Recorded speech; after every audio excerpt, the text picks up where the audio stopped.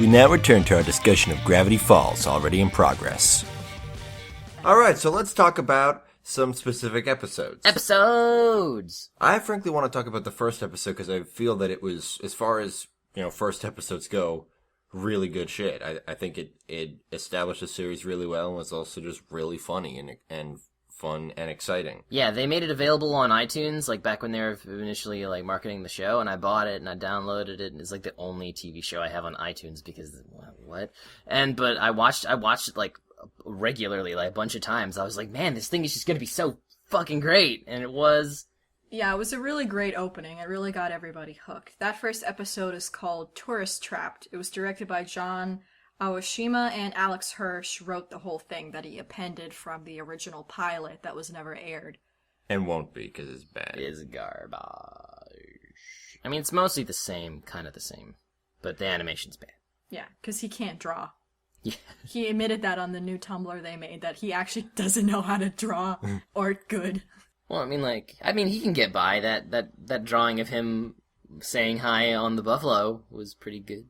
No, yeah, he actually is a good cartoonist. It's just that, he could never make the show himself. Of course. Yeah, yeah. This is just the first episode, so it's the introduction. Dipper and Mabel are left at the town and are introduced to everybody.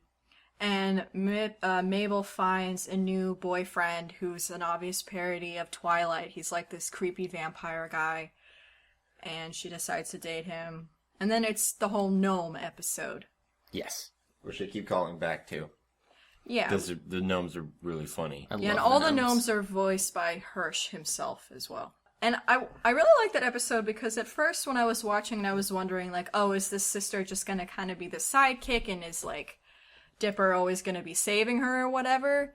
But by the end of the episode, like, Mabel pretty much holds her own and it's really a team effort. It's not just, like, Dipper has to go save his kooky sister. Didi, get out of my laboratory! Yeah, it's not like that. It's not Dexter. Yeah, so, that super promising, and they've fulfilled its promise. And it left that cliffhanger, that secret at the end of the very episode that really made everybody want to know, like, what's going on with Stan? Grunkle Stan's grunkling something. Yeah, it's like Twin Peaks for kids. As opposed to the original Twin Peaks, which had no discernible audience. Except for everyone. Yeah. One thing I want to say about Grunkle really fast is that when our dad went to visit his grandnieces and nephews, they actually called him Grunkle because they watched the show and they decided to adopt the word. So kids actually do watch the show. Good. That's good. And our dad watches the shows occasionally, so he was into that. What's another good one we want to talk about? I just like Legend of the Gobblewonker because it might still have my favorite single goof in it of all the subtitles for the beavers. Oh yeah, the beavers are great. I love cavorting. And I think that's when we get introduced to Old Man McGucket. Yep. Old Man McGucket. Who I think may have just been set up in that episode to be a one-off character, and it's like, I'm gonna keep voicing Old Man McGucket, and you can't stop me. Yeah, that's Everybody also else Alex Hirsch who does Old Man McGucket. That's why at the panel he was able to like make voices for all the puppets because he pretty much voices everyone. Voices. The Hand That Rocks the Mabel was the first episode that introduced Little Gideon. So good. Also, great title. Yeah. That's like my favorite title. Yeah, it's the strongest one probably. Yeah. And then Headhunters, the one that came before, was interesting because they actually got Larry King and Coolio to voice themselves as wax sculptures that came to life. Yes. And John Oliver as Sherlock Holmes. Always a treat when he's on a show. Mm-hmm. Yeah, that was really funny. What's some of my favorite episodes? Dipper versus Manliness, I think, is just overall really good. It's got, really strong A and B stories of, personal growth, both as a young person and as an old person who has trouble having any reason to give a shit. It's got one of the things we mentioned before, one of those moments where Stan shows that he really does care. Yeah. He's him subverting what Dipper thought to be the standard of manliness to to be what's honestly a more accurate standard of manliness, which is, sticking up for your principles and everything. Yeah. Top 40 hits are top 40 for a reason. Oh, yeah.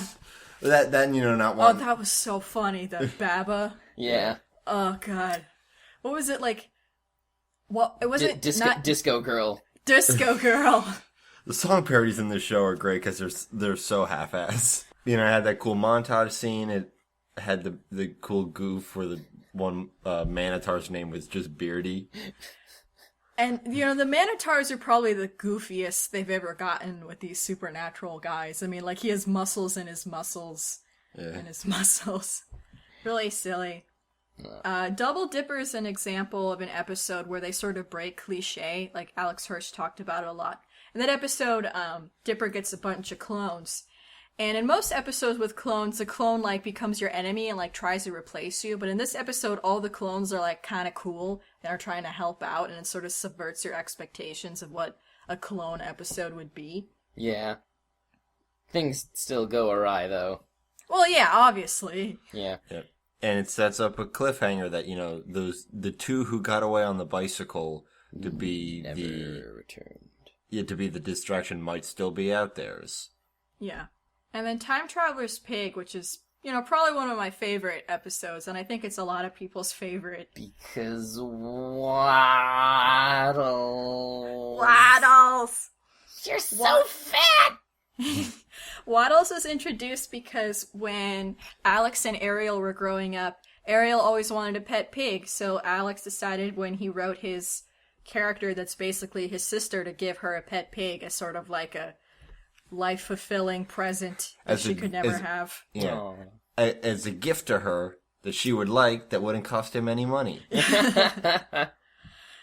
Waddles is the absolute cutest. I wonder, if there's, a special cute expert that's, monitoring everything Waddles does to make sure it's the cutest thing ever, because every single solitary shot of Waddles in any episode is the cutest thing.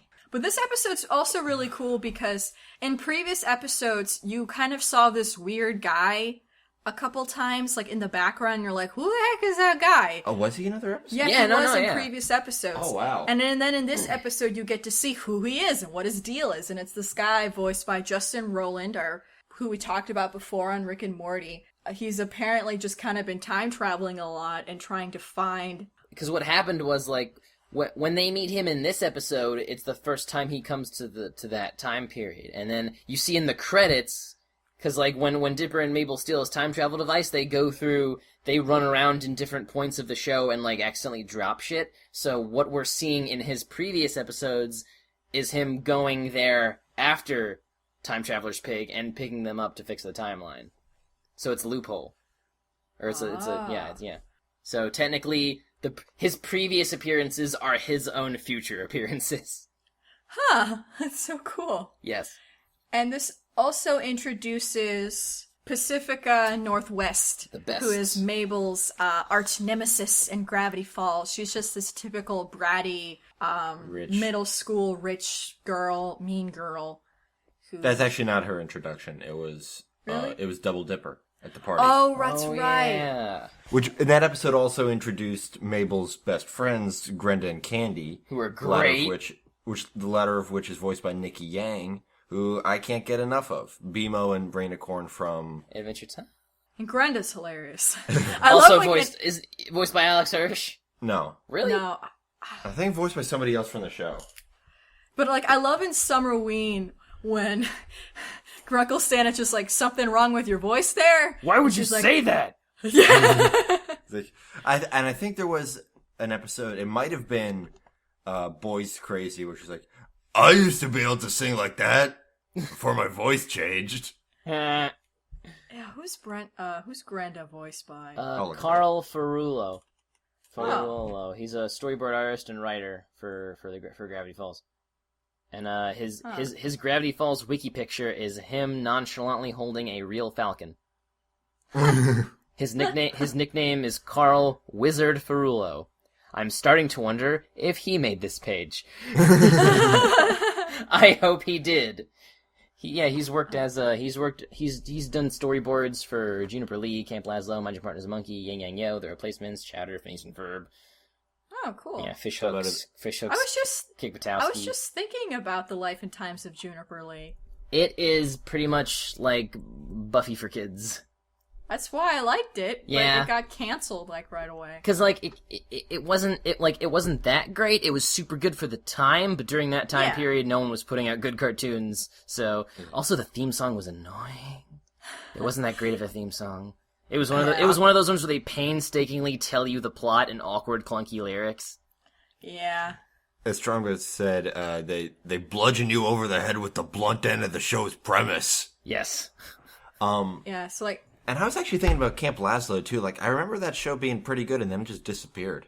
I think it got like a Cartoon Network TV like movie and stuff. Yeah, it got its dues. It went for a while. Yeah, but people shunned it because it wasn't Rocko's Modern Life. Because it was made by the same guy. Yeah, totally different. Double Dipper and Rational Treasure and The Time Travel's Pig are sort of the Pacifica Northwest trilogy. They all went in a row, and they all heavily featured her and Mabel trying to get her, leave her alone.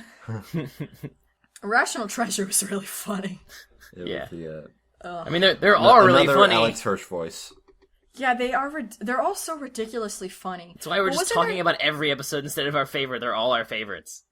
Yeah, but wasn't there something about Time Traveler's Pig, Nikki, that you thought was like really important to talk about? With Wendy, I want to get to that once we hit Boys Crazy. Okay. Fight Fighters, as a big fan of Street Fighter and other games of its ilk, I thought was really funny. Like, that was like a straight up parody too, because there was the part where he beats up the car, and not only does he beat up the car like in the game, but the kid who owns the car says the quote, "Oh, my car!" And I was just like, what? Yeah, like really small, subtle jokes that, you know... Yeah, they only did the subtle references. There wasn't anything that obvious, and I really appreciated that. Yeah, there was the "or you can eat" when he shoryokens the grill. Yeah, the same cadence. There's one line I love so much. It was like, "Uppercut, downer cup, something else, bowl of punch," and then he just like chugs a whole bowl of punch from the fridge. Yeah. And then there's the Donkey Kong section with Robbie.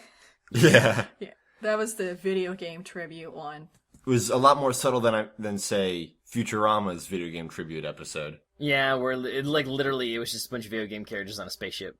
It was like, invaders possibly from space. Like, even at the time, I was like, don't shoot them where they are, shoot them where they're going to be. No, that was funny. That was funny. When Fry just starts jamming out to Space Invaders while listening to Tom Sawyer, that was the pinnacle of that episode. Yeah, that was pretty great. Summerween is great. We keep mentioning a lot because it's like so super great. And also it was so relieving when it finally came on the air because that was right after the really long hiatus.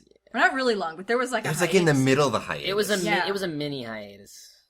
Yeah. And there was a huge gap after it as well. Yeah, from October to February. You know, Summerween was, I think, the first episode to really delve into the show getting scary, which... we're going to get to, like, season 2 so far has been pretty scary.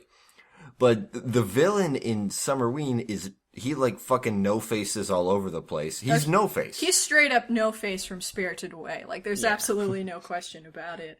Like, mask and everything. But only no-face, he's only no-face when he's scary. He's never the nice no-face. He's not the cute no-face that sits quietly in the train. He's the creepy one possessed by the frog who's just like, food! I just, you said No Face from Spirited Away. It would never occur to me to specify where No Face is from. I would go this whole conversation saying No Face, and maybe somebody wouldn't get it, and whatever. Well, I mean, maybe they wouldn't remember what he was called exactly. They didn't really refer to him by name that much. And plus, like, some people haven't watched that movie in like a decade. Yeah, or maybe they only watched the Japanese version. What's he called in the Japanese version? Japanese name. That essentially means he has no face. Would the subtitles say no face, though? No, I think they just had the name. Like Shinkaku or whatever it would have been. But yeah, the Halloween Trickster is like one of the coolest designs they've ever done. And the Jack-O-Melons. Yeah. I love the Jack-O-Melons. Yeah, how they've built up... there's clearly an established Summerween culture in this town of, for Maber and Dipple it's this new thing, but for everybody else it's such a normal occurrence that they've got their own, modified culture for it. Jack-o'-melon would probably melt. No, my friend actually made jack-o'-melons. They worked? Yeah, my friends, they made it on, this summer. They put it on Facebook. They looked awesome. It seems so difficult to do because they don't have... The rind is really solid. Yeah, but they don't have guts the same way that a pumpkin does. Where it's well, a pumpkin guts are all loose inside. Yeah, it'd be hard. It was probably really hard for them to scoop it out, unless they were actually able to cut it in half and then daintily place it back together perfectly. I mean, they're art students. I'm sure they figured it out. They looked great. Oh, we gotta do that. Yeah, totally. Well, you can just cut off the tip of the watermelon and then scoop it out with an ice cream scoop, and then just sort of put the tip back on. Okay. Just the tip. Just the tip. Like a big industrial staple. Yeah. Oh, I love Bottomless Pit. That one is really fun. Oh, yeah. I love anthology episodes. Yeah, I was going to say, again, anthology of interest type episodes. Questionable canon in some of them. Yeah. And just, the idea of just falling forever and being like, well, what are we going to do? Let's tell stories. The Deep End. The Deep End is very significant to me because it's the first episode to feature Matt Chapman in the show at all. Here as a voice actor, and then in the next episode as a writer. No, in the episode after that as a writer. And if I didn't read somewhere that was Matt Chapman of Homestar Runner, he did all the voices, I never would have guessed. The man his vocal range is insane. Tooch, when you first found out that all the characters on Homestar Runner were voiced by the same guy, how shocked were you? It was definitely impressive. I think just because I'm already super into I was surprised that he could do it, but I already knew people like that existed, like Billy West and Mel Blanc. So I was more like, oh, that's really cool that he's also one of those guys with crazy range. Yeah. Yeah. Yeah, Mermando doesn't sound like any of his other characters. Even his other Hispanic-sounding characters, like Early Strong Bad or H. Mendez. Yeah, I would have expected, for a character like Mermando, I would have expected them to get, Carlos Alazraqui. Yeah. Because he voices every swarthy Spaniard in cartoons. I just love when Mermando is just, blubbing around on land. Yeah. He can't breathe. He's just he just becomes a fish. The physicality was great. Oh, so funny. The timing was so great. And that was a really great episode for Mabel to sort of be the A plot as opposed to the B plot for Absolutely. Once. Boy's Crazy. Yeah, first one to be written by co-written by Matt Chapman. And that was another gift that Alex gave to his sister. She was really into Lance Bass from NSYNC, so he was like, I'm going to make a character voiced that's essentially Lance Bass. And make 5 Lance Basses. And have you be friends with all of them in my show. And Alex Hirsch also, Ariel Hirsch also guest starred in that episode as one of Pacifica's shitty friends. Oh, great. So she got to meet Lance Bass.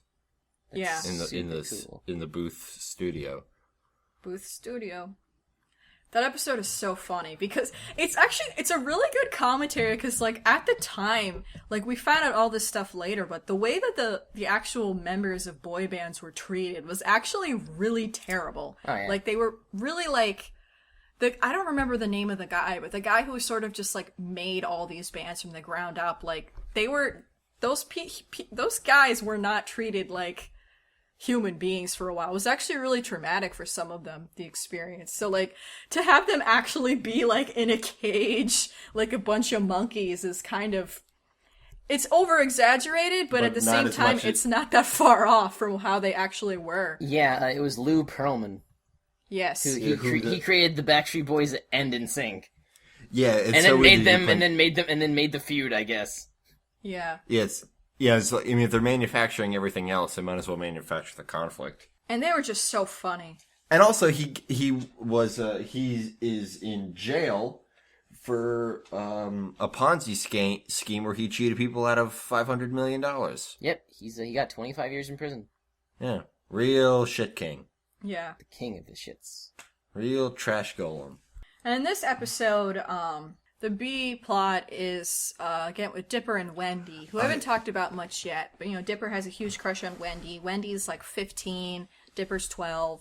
they're in different places in their life, and Dipper's super jealous of Wendy's boyfriend, Robbie, and he's always trying to, like, mess with their relationship and show that to Wendy that Robbie's, like, a shithead. And in this episode, he succeeds. To be fair, he is a shithead. Yeah. But, I mean, he can't help it. He's a 15-year-old boy.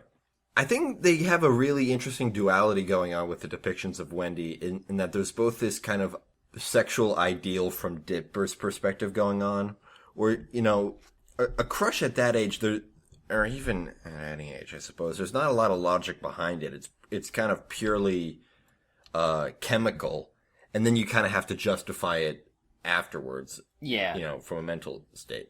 So we absolutely do see that from Dipper's perspective, but they also try to stay conscientious of making her own goddamn person. Absolutely. Beyond just this ideal that Dipper has. And this episode climaxes in this part where Dipper shows that Robbie was trying to hypnotize her or something to get her to go on a date with him again. Yeah, he was using secret messages in a song that he wrote for her. And when he exposes Robbie, you know, Wendy's all like, you know, I don't want to date you anymore. You're a jerk and a shithead. You know, we're done, Robbie. And then after that, Dipper, feeling as if he's won, goes to collect his, air quotes, prize. And is like, hey, you know, Wendy, you want to go hang out with me and Grunkle Stan? And Wendy then turns around and is like, what the fuck are you talking about? I'm in a lot of emotional pain right now, and why do you think you just get to hang out? It was a really strong subversion of this trope. Yeah, and she's also like, you know, you kind of did this. I mean, yeah, it's right that Robbie was an ass, but, like, you went through all this trouble, and I kind of feel like crap right now because who were supposed to be my two favorite guy friends are just being a bunch of dickheads. Yeah, it really outs that kind of not only mentality, but storytelling trope as really misogynistic and shitty. Absolutely. You know, I think that kind of stuff is really important because so much fiction for centuries has, you know, operated under this idea, you know, you do a good thing, you're rewarded with a woman. And it's completely not okay. It's not okay. No part of that is okay. And Adventure Time has also done similar stuff for, like, and especially because Adventure Time kind of relied on those tropes in season 1 to establish itself, and then has done everything it can in later seasons to subvert it and destroy that mentality. And, like, also we see how selfish it is in Time Traveler's Pig, where, you know, Dipper is just doing all this dumb stuff because he wants to be with Wendy or mess up Robbie, when Mabel's the one who needs his help getting back her pig. Yeah. And, like, we see this scene where, you know, Mabel's so upset with him because she really wanted her pig back, and she, you know, keeps hitting her head on this, like, stump thing. Totem pole. This totem pole, and Dipper's like, she'll get over it. I know you'll get over it. And then he goes to the future and sees that she didn't get over it. Like, it really broke her little heart, and he was like, oh, crap. Like, sometimes having that mentality of, like, I have to win it doesn't just, like, make you look like a shithead and hurt whoever you're trying to win, but the people around who you, like, depend on you, it sucks, too. So it just doesn't work out, and you see it very well. Though Alex Hirsch did later say he wished he didn't do as many, what he calls Wendy Dippy episodes. Wendy Dippy. Yeah, the season was pretty heavy on it, but I feel like there was an arc in there that was... It was a really solid arc, yeah. And I think it was, you know, the way it concluded especially was very important. Very important lesson for kids to get. You know, there's a lot of damage that needs to be reversed, and it's not going to be solved with one episode of a cartoon on Disney Channel that you probably missed a premiere of because nobody knows when the fuck it's on. But any movement in the right direction is a good thing. Yeah. And then we come to the 2-part season finale, which was so cray-cray. Absolutely cray-cray. Oh, can you tell the cray-cray story? Yeah, there's one of the in-universe shows, which are all hilarious, is called Why You Actin' So Cray-Cray. And the origin of this is that Hirsch and his friend just kind of came up with that, and they would go up to friends and they would say, have you heard of that new Raven Simone show, Why You Actin' So Cray-Cray? And everybody thought it was real. I'd watch it. Oh, of course I love Raven Simone. Yeah, Raven Simone is a very entertaining human being. Yeah. And she always has been. Yeah. from the beginning. And even when she was like on the Disney Channel, in a live action Disney Channel show, which are like the most creatively bankrupt places you can be on television, outside of like a Chuck Lorre show, whatever the fuck that guy's name is, she was a cartoon. Yeah, she was doing as much as she could to still be interesting on that show. Yeah. Oh, and I have another story. I know it's not exactly relevant, but I want to say it before I forget. About the origin of Dipper's name in the episode where he clones himself. Yeah, Double Dipper. We find out that, obviously Dipper is a nickname, and we don't find out what his real name is, but the idea of Dipper being a nickname comes from when Alex Hirsch was in high school. There was this kid who had like really bad acne that he sat next to. And, like, every day he would map out the acne like constellations. And then, like, without him knowing, he would draw his daily weird acne cluster and think, this could be Orion. And one day he just had a perfect Big Dipper on his forehead. So. Oh my God. And then I don't consider myself a religious man, but that day I thought, this means something. Yeah, Dipper has that nickname because he's got a birthmark of the Big Dipper on his forehead. It's the dumbest. It's so stupid. Oh, yeah. But anyway, season finale. So crazy, crazy, crazy cool. Little Gideon. I guess spoilers. Yeah, we haven't even discussed Little Gideon that much. He's essentially Grunkle Stan's arch nemesis. Yes. Yeah, he's also got connections to the mysterious inner workings of the town. He has a journal like Dipper's. He is number 2. Mm-hmm. Yeah. It's the little ones. We're all tired over here. So in his, this is not his first ploy to get the deed to he wants the deed to the Mystery Shack because he knows that Grunkle Stan has some mysterious shit up in there that he wants. He thinks he's got the other journal. Yeah. Well, he find out the journal says that he probably buried it around where the Mystery Shack is. So in the episode Little Dipper, he was trying to get the deed to the place. In this episode, he's trying to get it again. And this time, his plan is he looks in the journal and summons a demon that the journal talks about called Bill Cipher. Who we've seen, and in the beginning of the show, like whenever the show ended, it would have that flash of like a page of the journal where we would see the image of the guy with this big circle around him that had symbols. And each symbol seems to correspond to a member of the cast. Like there's a pine tree, like Dipper's hat. There's a shooting star, like Mabel's original shirt. There's the question mark, like Seuss's shirt. And then there's that weird symbol on Stan's fez. There's actually, Robbie has a symbol too, his heart stitch thing. Like the thorny heart or whatever, bleeding heart, whatever. Yeah. Bill Cipher is a triangle with a single eyeball. Like the thing on the back of the dollar bill that's also the Illuminati or the Freemason or the whatever the hell. It has a name.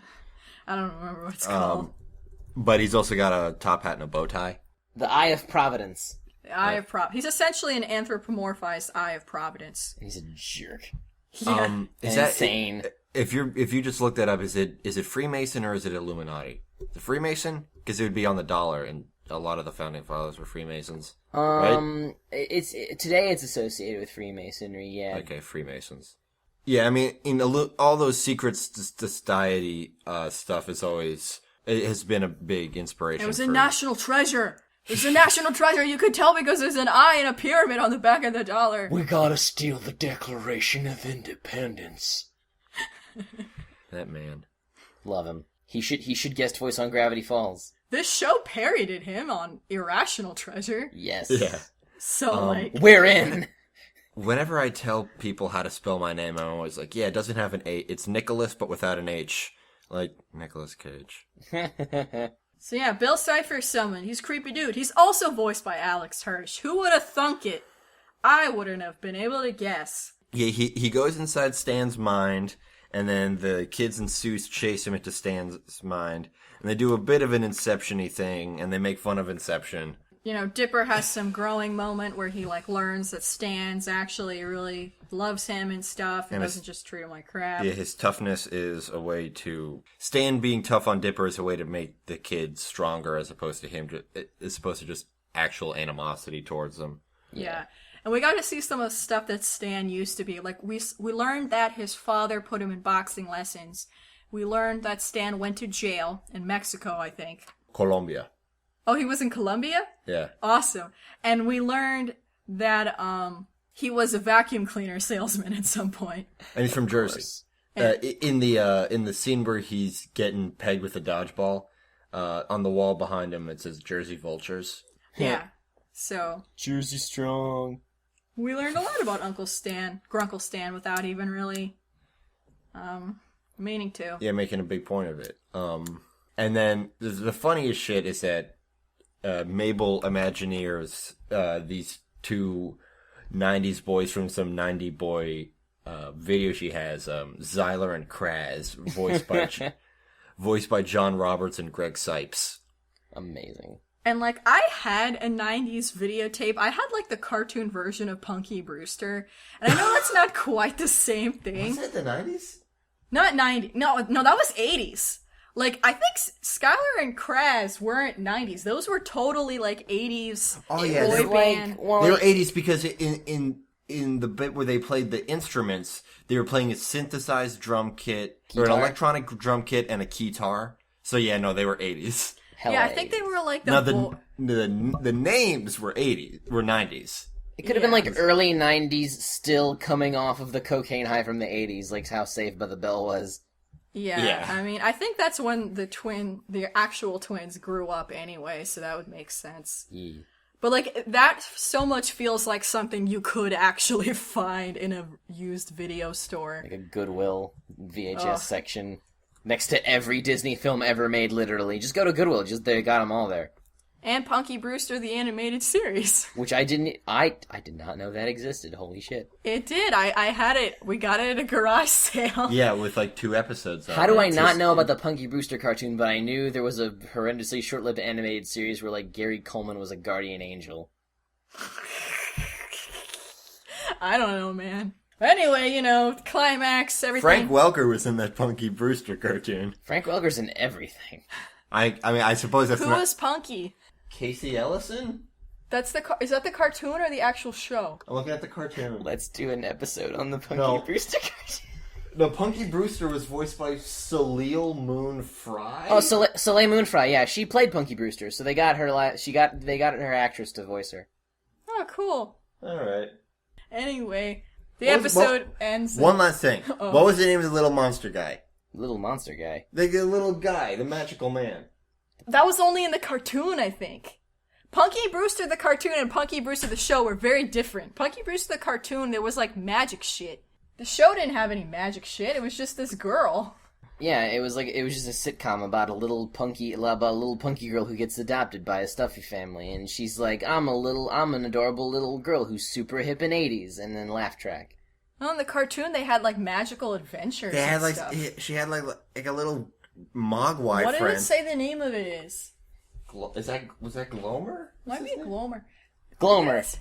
Glomer. Yeah, that was Frank Welker. Really slumming it. He was a leprechaun gopher. He came from Shondoon, a city at the end of the rainbow. Yeah, that frickin' thing. I remember him. It ran for 2 seasons. It wasn't. I watched it a bunch of times. It was kind of fun. I don't know. Let's do an episode on it. That'll be our first April Fool's episode. Yeah.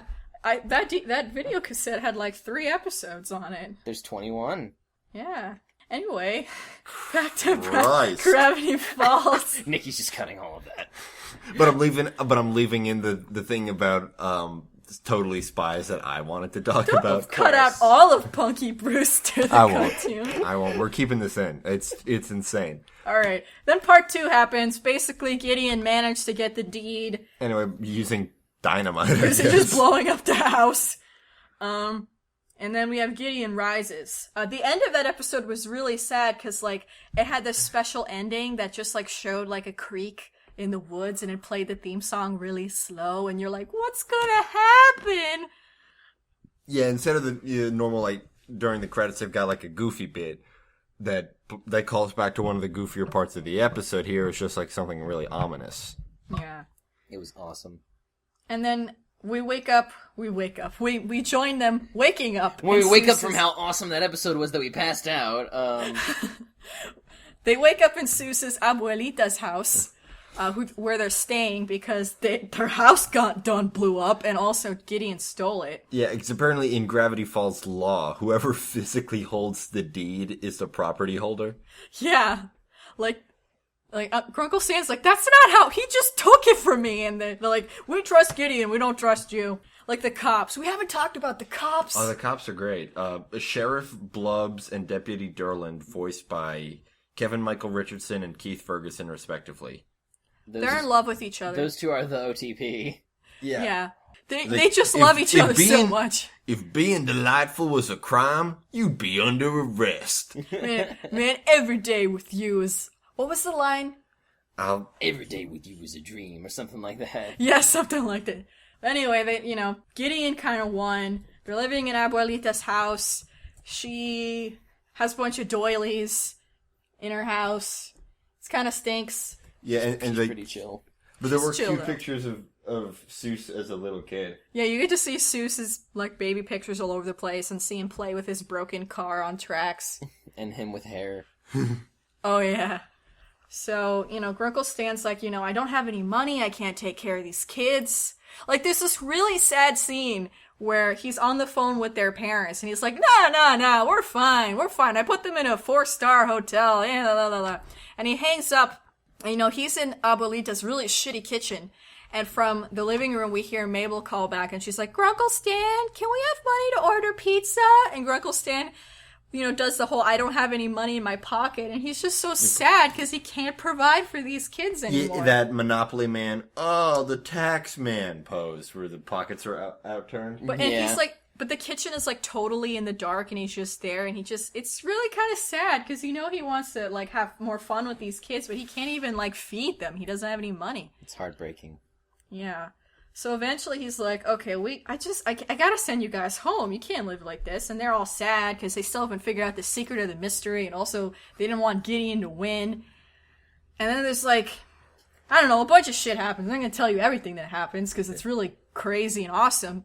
But it was a really awesome finale. And they win, and they get Gideon's journal number 2. And then this is the big thing at the end, is that Grunkle Stan then gets on his hands on Dipper's Journal 3, Gideon's Journal 2. He takes them both into his secret lair behind the vending machine. Though we haven't seen since episode 1. It's called back to in Dreamscaperers, the first part of the finale. Yeah, they basically looking through the memories, looking at the memory of him going behind the vending machine. I sure hope nobody finds out that I, Grunkle Stan, have behind this vending machine. And then Seuss shuts the door. Boring. And so he goes to, he's had Journal 1 the whole time, and he uses all 3 of them to, make some kind of schematic to build some kind of crazy device. He opens the, what's it called? Stargate. Basically. Yeah. It's basically, it's a Stargate. It's a Stargate. Yeah, according to the cryptograms in the book, it's it opens up a portal to a world of infinite knowledge and human understanding, which I may have already said. Yeah, and that was, how we were left off, and we were like, oh! It really got everybody excited, and we're like, ah! And then they're like, the show's not coming back later. for another 19 months. Yeah, a year! No, it's more than a year. No, it was a year. It literally exactly a year. Oh, it aired on August 2nd, and then this one, and then Scarioki aired on August 1st. Insane. It's too long. And then in between them, they had a bunch of shorts. The shorts are amazing. They're so funny. Yeah, there were 5 series of shorts. Dipper's Guide to the Unexplained, which out of all of them was the only one that really had any more of this mystery type world building stuff. Mm-hmm. And then you had Mabel's Guide to Life, which is just Mabel being Mabel. Mabel. Mabel. And then the TV shorts, Mabel's Scrapbook, and then my personal favorite, Fixing It with Seuss. You can kind of tell how Matt Chapman's writing sense of humor and writing style has sloughed off onto Gravity Falls. The title card for Fixing It with Seuss is drawn in blue ink on regular notebook paper, and it looks like the cover to the Strong Bad Sings CD. Mm-hmm. Yeah, that thing it's all metally. Fixing It with Seuss looks like it was edited by The Cheat. Yeah. Like, Matt's writing style is kind of all over the place. Like, even like Mermando, when he's that letter that he sent to Mabel at the end in the bottle, like, just the joke there was so like it was a strong bad joke. Like, I've got like 17 hearts. Like, I will miss you in my heart forever. And actually, as a merman, I have many hearts, like 17 of them. I think I was trying to do strong bad, and that was almost Tom Hardy. This podcast is always secretly a Homestar Runner podcast, in case you were unaware, listeners. At any given time, we will reveal our true colors. Sorry. It's not an apology at all. It's the most important thing to me. I mean, Matt Chapman worked on a lot of these Disney shows. He did. So he worked a lot on Gravity Falls. Like, he's been around. He co-wrote the first 2 episodes of season 2. Yeah, and he has left the show. Now, season 2 has obviously already all been written and everything. Mm-hmm. Like, it's almost it's almost completely done, if not completely done by this point. Yeah. So he probably worked a lot on season 2, but he's left the show to move back to Atlanta to hopefully make more Homestar Runner. Whoop, whoop. Anyway, so season 2, it's only been 2 episodes so far, and they are both like, just nailing it. Like, every beat is so good. So good. The first one... So good. We just see Stan tooling around with the Stargate. We don't really know what it's the Stan for. The Stan Gate. And then they're going to have a party. And, Mabel's super excited because they're going to do karaoke. And she's, like, really digging this party. Meanwhile, Dipper's all like, we're halfway through the summer and we're not any closer to figuring out the secret of the mystery. I wonder if anybody will get that reference you keep making. I'm not going to tell them. And then the government gets alerted to Gravity Falls because of the energy shockwaves coming off of the Stan Gate. The Stan Motron. They show up, and Dipper's like, I know some answers. We can figure it out together. Very like a kid, It's like, we can work together and figure it out. It's going to be so great. And Nick Offerman's like, okay, let's see what you got, kid. I'm Nick Offerman. You can tell because I'm in a cartoon, so I'm not emoting. And then Stan and Dipper butt Although heads. they do make the great goof that he was born with a condition that he cannot experience humor. Yeah. Yeah, and then, Stan gets mad at Dipper and it's like, don't mess with the government. Because obviously Stan's trying to hide something, but he doesn't want Dipper to know. Because this whole time Stan has kind of pretended that he has no idea that there's anything weird happening ever at all. But then by the end of the episode, they change up the status quo. I love when cartoons do that. Fuck the status quo. It's so good when they're like, no, these characters can evolve and they'll put on different outfits. Fuck. Like people. And then there's some really great boots. Some really great boobs. Some bits with Seuss as a zombie. Yeah. Oh yeah, Zombie Seuss is the greatest. He's basically the what's his face at the end of Shaun of the Dead. But if you were able to speak. Yeah, pretty much. But one thing that Nina and I noticed is that this season so far has been way scarier than the other two. Like in this one, you got zombies' heads fucking literally exploding. Yeah. And they're very well designed, creepy zombies too. I mean, they're not the scariest, but like they look art is different. Amazing. And then and then you had Into the Bunker, which is just like the Thing meets The Descent. Yeah, it was the scariest thing they've ever done on this show. Period. End of story. This episode, was really exciting because it's like, we're gonna find where the original author used to live. The author of the journals. Yeah, the author of the journal. And then, they're searching around the bunker, and we see all the stuff, and Seuss is there, and Wendy is there. Dipper's, still kind of crushing on Wendy. They kind of made up, but at the same time, he's still like, I don't know how to tell her. He's still a pubescent child. That's not going away. No. I know. Frunksburg. Wendy, you're the only girl that's not my sister. Basically. It's like, what's wrong, Dipper? What's wrong with Candy? You racist, Dipper? What the fuck? What the fuck, Dipper? God, fuck this show, and never mind. Just turn off the podcast. Dipper's a racist.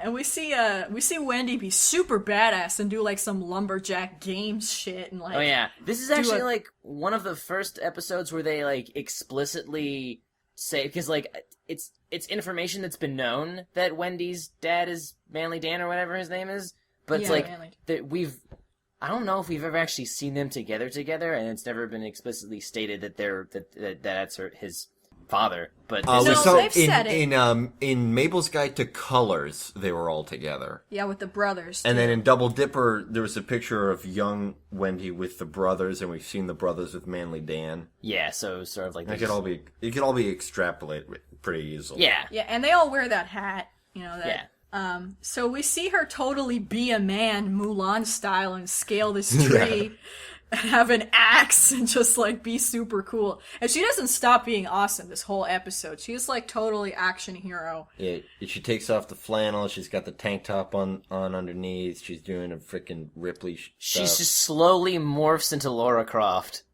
But good Ripley. Ripley. I mean, Ripley. I was just because she's in the woods and whatnot. Oh, okay. Yeah. If she were in space, which they should. I was saying Ripley's a better character. Well, she is. Yeah, obviously, But- Ripley's a better character than most fictional characters. Period.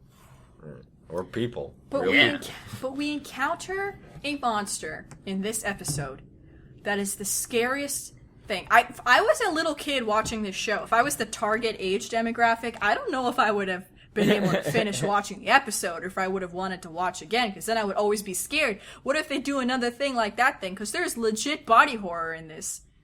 Yeah, like a dude transforms into But he doesn't just transform. Like, they directed it specifically. Like, how do we make this transformation the most jarring, creepy thing? And then they watched the thing, and they said, like that, we're going to do that. Like, have the neck come out first, and then the legs sort of crawl up the wall. Yeah! Ugh. I want to watch It was so good. I want to watch the thing again now. It's such a great movie. I love that movie. Yeah, it is. John Carpenter's The Thing. Yeah, John Carpenter's The Thing with the crazy puppet. Oh, such good alien monster. Such good practical effects. The practical effects are... It's still really creepy to look at. So good. Anyway. Yes, so the Speaking thing of- is running around, and they have to... And speaking of John Carpenter, Big Trouble in Little China issue 3 comes out this week. I haven't... I'm just gonna... They're gonna collect it in a trade, right? I'll just get that. Oh, and Steven Universe #1 came out this week. I will also get that. Yeah. And I follow the artist on Tumblr who's done a couple covers for that, and she'll be at Otakon, and I'm gonna buy stuff from her. Oh, cool. Awesome. I might make you guys buy some stuff for me, and then I'll pay you back. Her Tumblr URL is Kangea. She's a Homestuck. Oh, okay. Yeah. Gravity Falls. I'm looking forward to the Gulf War. Yes! It involves Pacifica Northwest and Mabel and the sport of golf, so I'm sold already. Yeah, and Alex Hirsch wrote this one by himself. Yes. Which he hasn't done since the first episode. Well, I mean, like, do we know that for a fact, or are we only assuming Alex Hirsch wrote it because he writes everything? Maybe once this episode airs, there'll be another writing credit that we just don't know. Oh, I guess so. I guess it's possible. I guess, because this is just, like, the pre-air information. Yeah. So maybe somebody else wrote it too. And it's not going to be out until the 22nd of August. I mean, happy birthday to you, Nina, but... Oh, on Disney XD, it's on the 11th. Yeah, it airs on Disney Channel 10 days later. Okay. On Disney XD, it's going to be on the 11th. X gonna D it to you. Sorry for those of you who don't have Disney XD. However, there's a lot of people online working to make sure that you can watch the show as it comes out with different streams and stuff. Sometimes before it comes out. Yeah. I mean... I watched most of season 1 before it aired. Hell, Into the Bunker was on our on-demand service before it aired. Well, that's because the Disney XD aired both episodes on the same day. No, but like it was on demand. We watched Into the Bunker on Sunday when it was supposed to air on Monday. Oh. Yeah. Cool. They did a weird job. Yeah, like I know I've tried like streaming. There's places you can stream it legally online, but you need a cable. You need to enter in your cable information. Like I actually tried doing coreonnick.com, and you need your cable sign-in information, which isn't a complete solution. I mean, it is easy if you know it. It's just long. If you have cable, or you have a friend who has cable and is willing to like let you know, it's not like it's going to charge them more if you watch cable on a computer. I mean, it will once they figure out how to do it. So yeah, Gravity Falls is looking to have a great second season. There's so many great moments in these first 2 episodes. The balance between, character building, funny shit, learning the mystery, Mabel was so cute and Into the Bunker with her skepticals. You left forever at that. I left forever at her skepticals. I don't know why. It just tickled me. It was so cute. Everything about the show is great in every conceivable way. Is what this 2-hour podcast has essentially been trying to tell you. Yeah, this is one of our favorite shows on the air right now. Like I know Tooch, you on Twitter called it the best premiere of 11, 12? When did this fucking premiere? 2012. 2012? Jesus. Yeah. Yes, it aired June 2012. Almost over 3 years. I know, that's... 2 years ago. 12 to 13, 13, 14, 2 years ago. Yeah. I know, but that's why it's just like, I'm so glad it's back. Yeah. You know, I almost forgot about it because it was so long. When we revisited to research this episode, like I remembered, like it's got a really strong, mythos and strong character development. I forgot that it's just insanely funny. Yeah, I mean we were gonna like talk about like all the secrets and cryptographs and spooky whatever, but like it's good. Watch it. It's just good. And we may do recaps of this show at the end of our episodes, like we do with Adventure Time. But speaking of which. We're not doing an Adventure Time recap this week because we've been going for way too long. Because we gotta shut up now. It was a very good episode. It was Princess Day. It was good. Fine to watch. I mean, really, all you have to say is that it was cool. Thelma and Louise. It was Thelma and Louise gag with Marceline and we'll talk about Pumpy it next Space. Pumpy Space Princess. And Marceline had the coolest. She looked the coolest she's ever looked. She had some. She was rocking that Janelle Monáe do. So good. I'm just gonna think about that for a while, and while you guys listen to 3 minutes of dead air. Yeah. I was looking into the a Breakfast lamp. Kingdom was great. I loved all the. I loved how plastic cutlery could just destroy everything. We said we weren't going to talk about the episode. Okay. All right. So Gravity Falls. Catch it. Watch it. Love it. You'll fall for it. You'll fall for it. Okay.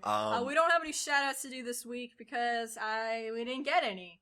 So that's your fault. Yeah, fuck you guys. We love you. As always, you can get in touch with us on our Tumblr, our Twitter, and our email, all of which are the Toon Goons. Yeah, the Toon Goons at gmail.com. Toon Goons. I said it a quicker way. The Toon Goons. At the Toon Goons. Am I late for work? No, not yet. I've got 8 minutes. Just end it on there. Am I late for work? Cut. Next week we're gonna go the furthest back into the annals of history that we've ever gone, and that is Freakazoid. Yes. Yeah. My favorite one of my favorite older cartoons, probably the same with like Gravity Falls and Freakazoid. It's like so good. We've been the Toon Goons. I'm Nina. Nikki. Tooch. All right. So this has been great. Bye. Bye, guys. Bye.